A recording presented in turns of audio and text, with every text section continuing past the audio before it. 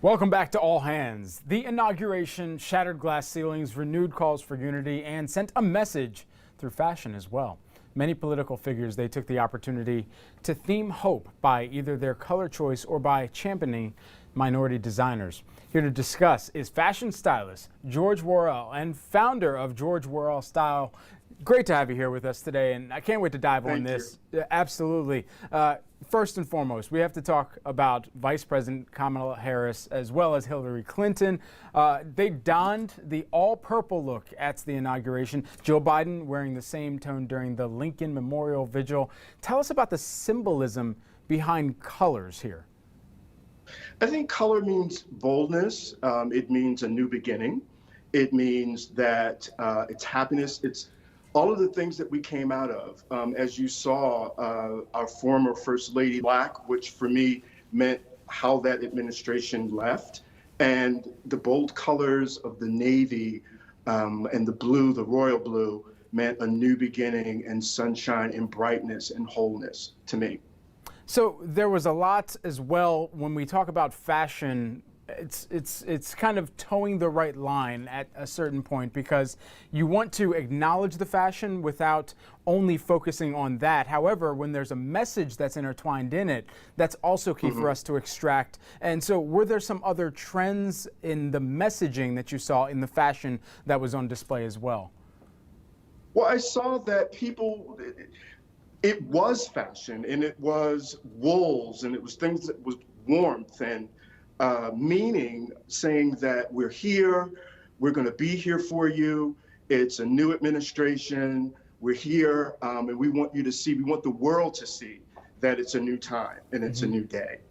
It's been that way for a little bit. And to backtrack just a little bit, historically, starting from Anne Lowe, who designed Jacqueline Kennedy's wedding dress, I don't think enough designers of color get the credit. She designed that dress, and when asked who made her dress, they just said a colored dressmaker. That's not her name. So going from that time to this, I'm hoping that the spotlight will still be on these wonderful designers of color, Mr. Rogers and Mr. Hudson, and see what they have, and the wonderful patterns and the wools and their spring line, their fall line, that it goes just past that, and that we can all support their work by buying it and talking about it. Wow. And so, just to add on to that a little bit, Black designers are often put into categories like urban or streetwear. How can Black designers break that stigma in the luxury space? Well, first they have to have the opportunity. There has to be a door open. And we're finding that, and I know I worked in retail and high-end for a number of years in New York, and we're not the decision makers. We do all the work, and then someone else comes and swans in and makes the credit. That work is work. It's couture. It's, trained people, whether if it's from a school or if it's from just natural talent, deserve to be in that playing field with everyone else, and not just urban. It should be, this is a quality garment and I'm buying it, and I just happen to be African American.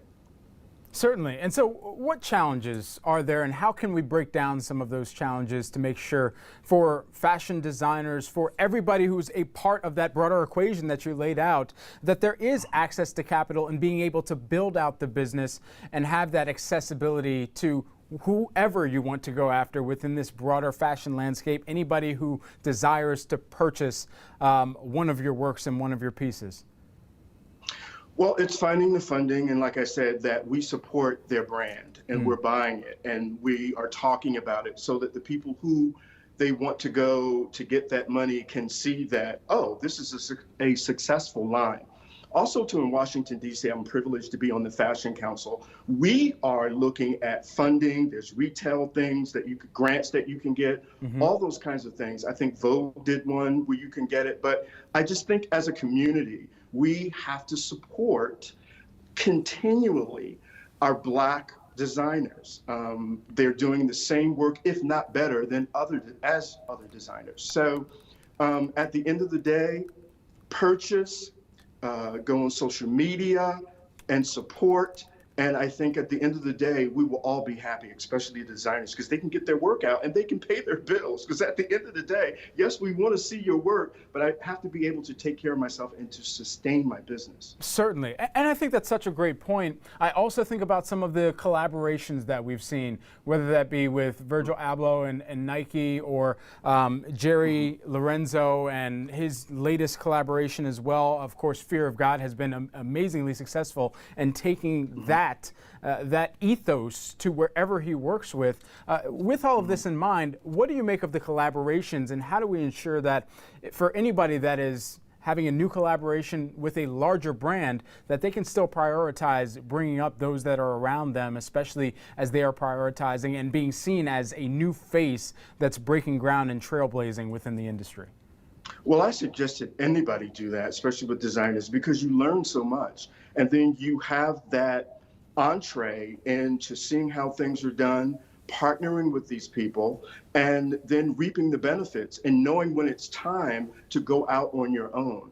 A lot of times we just go out there and we're not prepared financially, mentally, kind of to be able to maneuver all of those things. But when we partner with someone else, we have kind of those safeguards so that we can see the pitfalls. Absolutely. So yes, I'm just totally for collaboration. Certainly. Fashion stylist George Worrell, who is the founder of George Worrell Style. Great to have you on the show with us here today. We got to have you back, continue this conversation in the future.